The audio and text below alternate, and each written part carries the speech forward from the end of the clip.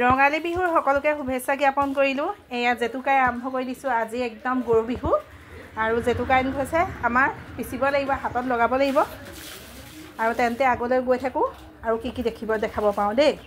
আমাৰ চুনাকাই আহিছে আৰু ইফালেদি আহি আছোঁ। কি কাৰণে গম পায়নে? চাব, ইম্পৰ্টেণ্ট বস্তু আজি খাব লাগে বুলি কয়। আজি কি বস্তু গুচাই আছে চাব দেই। এইফালে দেখিছেনে বাপেক জীয়েকে গোট পিট খাই পেলাই এয়া অনুমান কৰিব পাৰিছে এয়া হৈছে পৰুৱাটো। অকণমান ওলালে তাকে খাব লাগিব আজি। একদম নিয়মটো কৰিম আৰু। এয়াতো পৰুৱাটো গুচাই আছে আমাৰ মাইনী আৰু একদম মাইনী দেউতাকে। আৰু আমাৰ বিহু এনেকৈ আৰম্ভ কৰি গৈছোঁ, তেন্তে আগলৈ চাই যাব।